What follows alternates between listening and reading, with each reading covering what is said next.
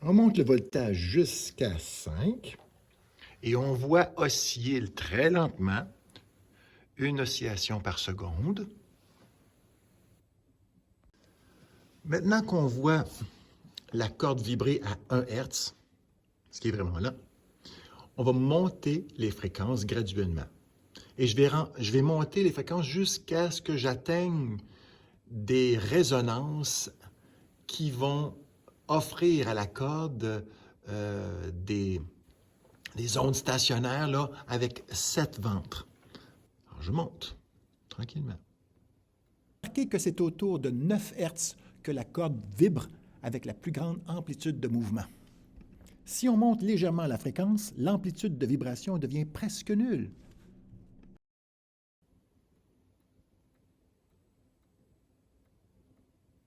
Ah, ici, on voit 2 ventres. Ah, mais je vais continuer pareil.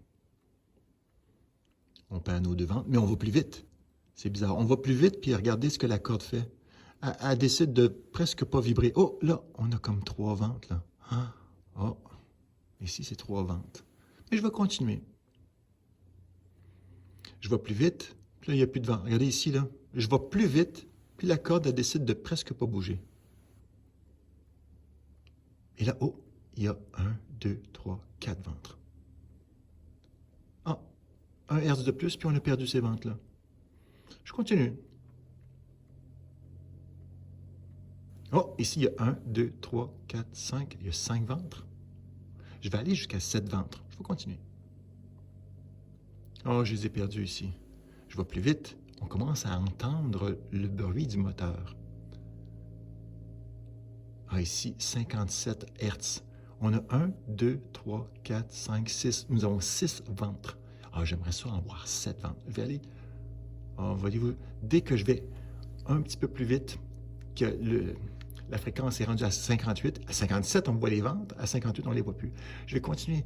Je vais essayer de tenir 7 ventres. Ici, j'ai beau aller à 63 Hz, ça vibre beaucoup. On dirait que la corde ne vibre même pas. C'est bizarre, hein? On lui donne de l'énergie, puis qu'est-ce qu'elle fait? Bien, elle ne fait rien avec. J'y donne encore de l'énergie, il ne fait rien avec. Puis là, oups, il apparaît nos 7 ventres. 1, 2, 3, 4, 5, 6, 7. Là, je vais un peu plus. Ah non, si je mets un peu plus... Là, ce que je vais faire, c'est que je vais trouver précisément la fréquence pour avoir 7 ventres. Là, je vais aller dans les dixièmes.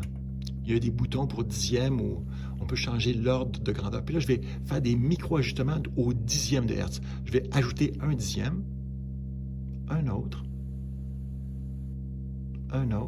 Curieusement, je ne vois pas de différence. Un autre. Est-ce que c'est plus... Est-ce qu'il y a plus d'amplitude dans ces zones stationnaires ici?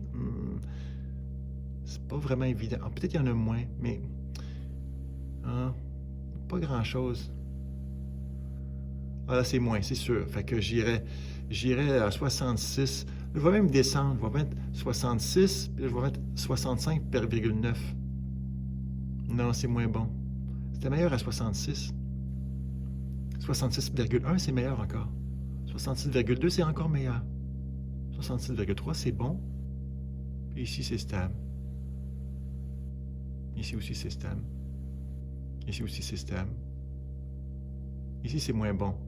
Donc, j'ai plus ou moins 3 dixièmes. Parce que j'ai 66,2, 66,3, 66,5 qui sont identiques. Alors, je ne peux pas savoir c'est lequel vraiment. Donc, je vais prendre celui du milieu. Là. Je vais prendre 66,4. Puis, ça va être ça ma fréquence pour avoir 7 ventres. Maintenant, on peut mettre en stand-by, en pause. On a juste à peser sur le bouton Output Stand-by. Clic. Et là, ça fait reposer un peu le moteur, ce qui est une bonne chose. Au revoir.